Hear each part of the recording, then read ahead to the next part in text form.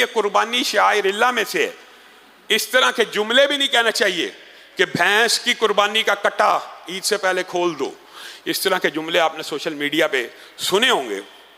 تو یہ جو بڑا اختلافی مسئلہ سمجھا جاتا ہے، ایک بات پہلے سمجھنے کی ضرورت ہے، یہ اہل حدیث اور فقہ حنفی کے درمیان اختلافی نہیں ہے.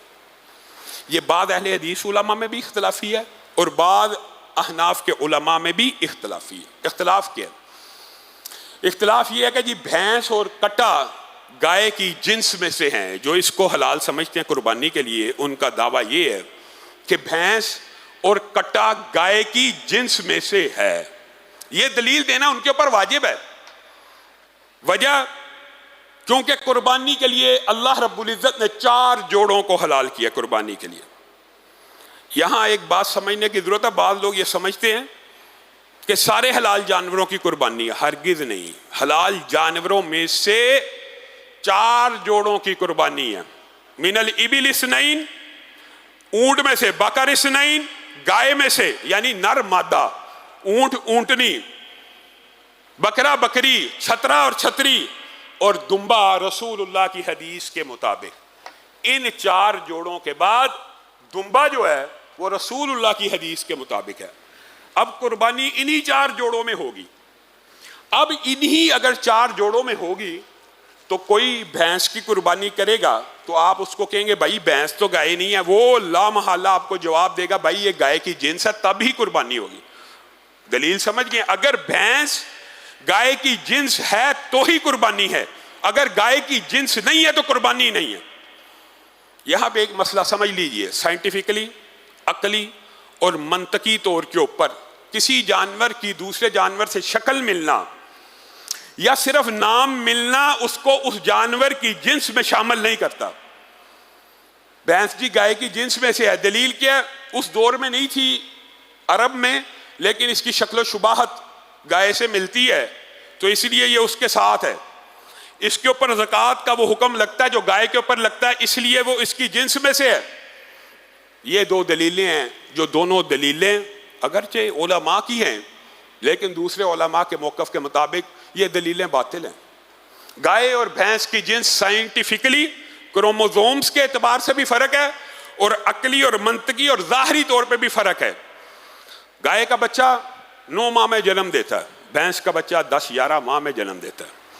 بھینس کے سینگ بل کھاتے ہوتے ہیں. کبھی آپ نے گائے کے سینگ بل کھاتے ہوئے نہیں دیکھے ہوں گے.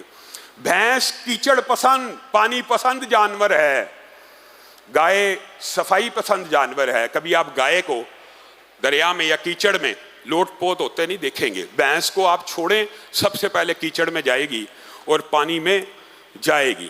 دودھ کی نوعیت کا بھی فرق ہے. پھر جنس کے اختلاف ہونے کا سب سے بڑا جو سائنس کے طالب علم ہیں وہ بھی جانتے ہیں اور جو عام لوگ ہیں وہ بھی جانتے ہیں، فیملی ایک ہو، سپیشیز الگ بھی ہوں لیکن اوپر سے فیملی ایک ہو تو بھی ان سپیشیز کا آپس میں اختلاط ہو جاتا ہے، آپس میں تعلق قائم ہو جاتا ہے، آپس میں انٹرکورس ہو جاتا ہے.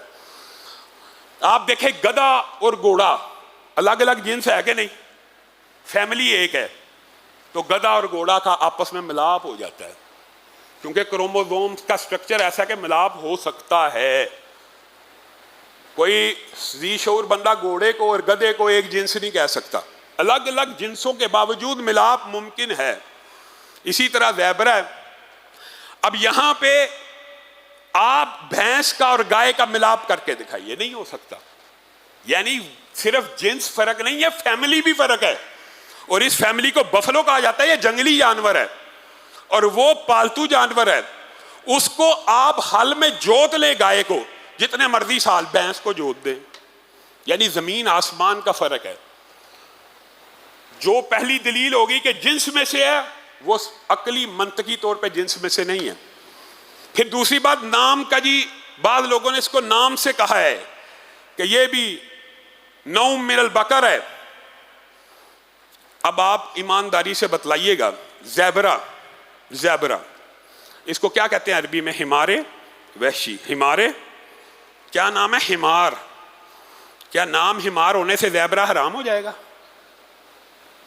گھریلو گدھا تو حرام ہے اور زیبرہ حلال ہے، صرف نام ہونے سے بھی، اول تو یہ دلیل پیسے ہی کمزور ہے، لیکن اگر کسی نے کہہ بھی دیا ہے تو ہم نام ہونے سے بھی چیزوں کی حلت اور حرمت اور قربانی میں داخل نہیں ہو سکتی۔ لیکن بات وہی ہے، چونکہ علماء کا اختلاف ہے تو اگر کوئی ایک موقف کو اختیار کرے اس کے لیے سختی نہیں ہونی چاہیے، کوئی دوسرے کو اختیار کرے اس کے لیے سختی نہیں ہونی چاہیے۔ لیکن پھر جو یہ آخری دلیل وہ یہ دیتے ہیں، تین ہی دلیلیں ہیں۔ تیسری دلیل کہ بھینس کے اوپر احکامات لگتے ہیں گائے کے زکوٰۃ والے۔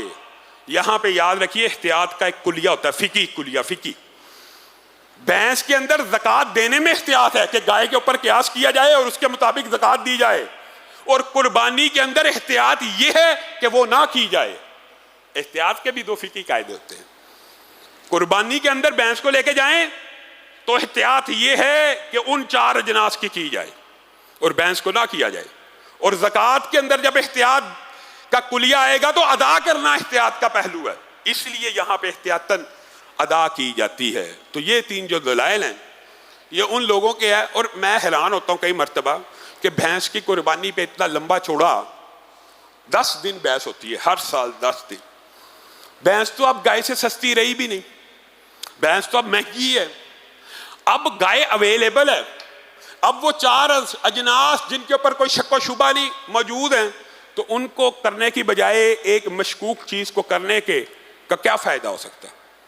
کوئی فائدہ نہیں۔ اللہ رب العزت جو کہا گیا، جو سنا گیا، اس کو سمجھنے کی توفیق عنایت فرمائے۔ اگر کسی ساتھی کے ذہن میں قربانی کے حوالے سے کوئی اور بھی سوال ہو تو وہ کر سکتا ہے۔ ہاں، میرے ذہن میں ایک اور بات آ گئی، ساتھیوں نے بھی پوچھا تھا، گائے کے اندر 7 حصے ہوتے ہیں، اونٹ کے اندر اگر آپ چاہیں تو 7 حصے بھی رکھ سکتے ہیں اور 10 حصے بھی رکھ سکتے ہیں، 7 حصے بھی اور 10 حصے میں بھی، یہ اللہ رب العزت کی طرف سے آسانی ہے۔ پھر گائے کے اندر کیا 2 حصے عقیقے کے رکھے جا سکتے ہیں اور 5 حصے قربانی کے؟ آپ قربانی اور صدقے کو ملا رہے ہیں، نہیں رکھے جا سکتے، حتیٰ کہ حالی گائے کے اندر عقیقہ کیا نہیں جا سکتا۔